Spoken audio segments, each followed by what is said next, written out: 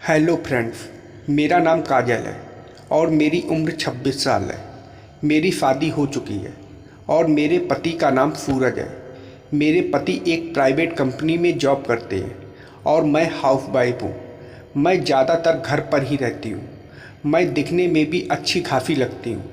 दोस्तों, मैंने कभी सपने में भी नहीं सोचा था कि एक रिक्शे वाला मेरे साथ मस्त वाला क्रिकेट का खेल खेलेगा। बात इसी महीने की है जब मैं करीब 2 बजे के आसपास किचन में खाना बना रही थी और गर्मी बहुत थी। गर्मी से राहत पाने के लिए मैं थोड़ी देर के लिए खिड़की की तरफ गई ताकि मैं ठंडी हवा ले सकूं। ठंडी हवा लेते लेते जब मैंने बाहर की ओर देखा तो मैं हैरान रह गई। हमारी खिड़की के बिल्कुल सामने तकरीबन 21 साल का लड़का फू कर रहा था।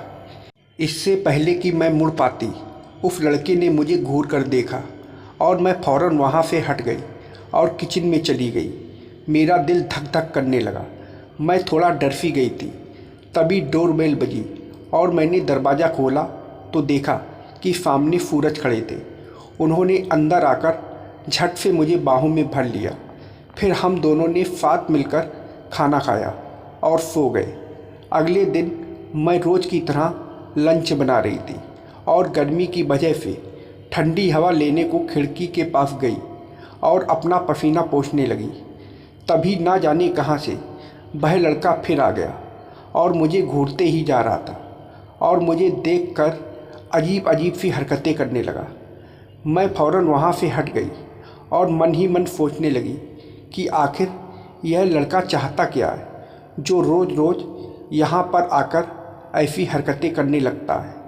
हमारे घर के पीछे थोड़ा सुनसान था और पिछली तरफ कोई घर भी नहीं था, पर मैंने अब तक किसी और को यहाँ पर नहीं देखा था।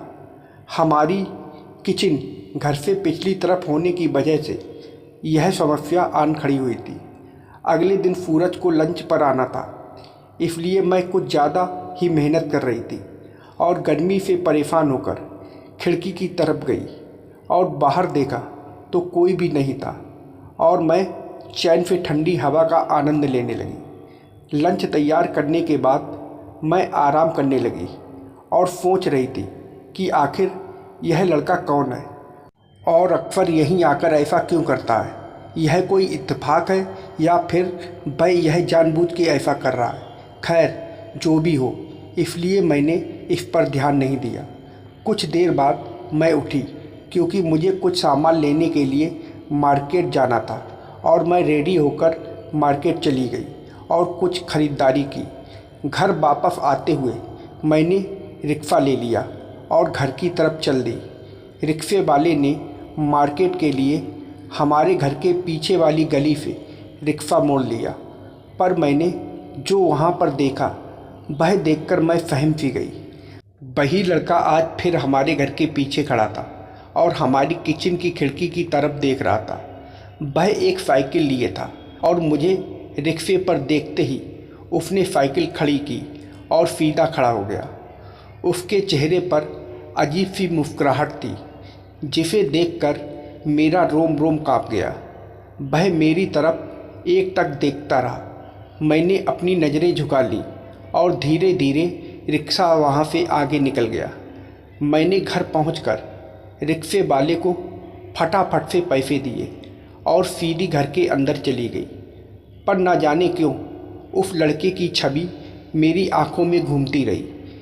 मेरा एक मन करता कि पुलिस को बताऊं और यह किस्सा यहीं पर ख़त्म कर दूं, और एक मन करता कि काश वह फिर यहाँ आए और मैं उसे वह हरकतें करते हुए देखूं।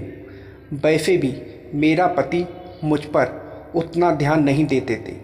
फिर मैंने सोचा कि वह लड़का ही तो है 21 साल का और मैं 26 साल की हूँ। वो मेरा क्या ही बिगाड़ लेगा। अगर वह दोबारा यहाँ आता भी है तो मेरा क्या हो जाएगा। मैं रोज़ खिड़की से देखती, पर कई दिन तक वह लड़का नहीं दिखा। एक दिन रोज़ की तरह मैंने बाहर देखा तो वह लड़का फिर वहाँ खड़ा था। पहले मैं घबरा गई, पर फिर उसे दोबारा देखकर खुशी भी हुई।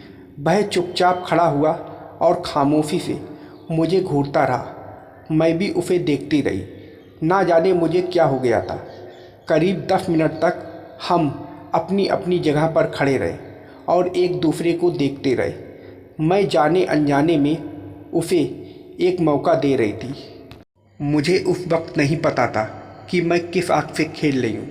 फिर वह अचानक खिड़की के और पास आ गया और बोला कि मैं तुमसे बहुत ही प्यार करता हूँ और तुम्हें देखे बिना नहीं रह सकता। तो प्लीज़ आप मेरे साथ एक बार मस्त वाला क्रिकेट खेल लो ना। मेरी गर्दन झट से ना के इशारे में हिल गई। मैं अजीब सी कसम में पड़ गई और मैं उसे कुछ बोल भी नहीं सकी। उसने मेरी आंखों में देखा और कहा, अरे फरमाती है तू तो। और वह मुझे देखकर अजीब सी हरकतें करने लगा। मैं शर्म से लाल हो गई और मेरा दिल ज़ोर ज़ोर से धड़कने लगा। मैं वहाँ से हट जाना चाहती थी, पर पता नहीं मुझे क्या हो गया था कि मैं वहीं खिड़की में ही खड़ी रही। शायद मैं उसे एक मौका देना चाहती थी। फिर मैंने हिम्मत करके उससे कहा, मेरे पति आने वाले हैं, तुम यहाँ से चले जाओ। वह बोला, अरे चुप कर, मुझे सब पता है तुम्हारे पति कब आते हैं। पर ना जाने मैं उस दिन उसे क्यों कुछ भी बोल नहीं पा रही थी। मैं शर्म से मरी जा रही थी। मुझे यकीन ही नहीं हो रहा था कि यह सब मेरे साथ हो रहा है। वह बोला, तुझे पता है तेरी फिगर कितनी मस्त है और आप दिखने में तो एकदम मस्त हुस्न की परी लगती हो। मैं उसके मुंह से यह बातें सुनकर उसकी बातों में आ गई। उसने पूछा, नाम क्या है तुम्हारा? ना जाने क्यों मैंने कहा काजल। मैंने पूछा, तुम्हारा क्या नाम है? उसने कहा कि मेरा सोनू है। वह बोला, ठीक है, मैं लेट हो रहा हूँ, मुझे काम पर जाना है। मैंने पूछा, काम पर? क्या तुम पढ़ते नहीं हो? उसने कहा, नहीं, मैं इलेक्ट्रिक शॉप पर इलेक्ट्रीशियन हूँ। कभी तुम्हारे यहाँ बिजली की समस्या हो तो बताना। यह कहकर वह चला गया और मैं भी अपने बेडरूम में आकर लेट गई। शाम को सूरज के आने के बाद मैं ब्यूटी पार्लर चली गई। वहाँ थोड़ा टाइम लग गया और 9 बज गए। मैं बाहर आकर रिक्शे का इंतज़ार करने लगी और अचानक एक रिक्शा मेरे सामने आकर रुका।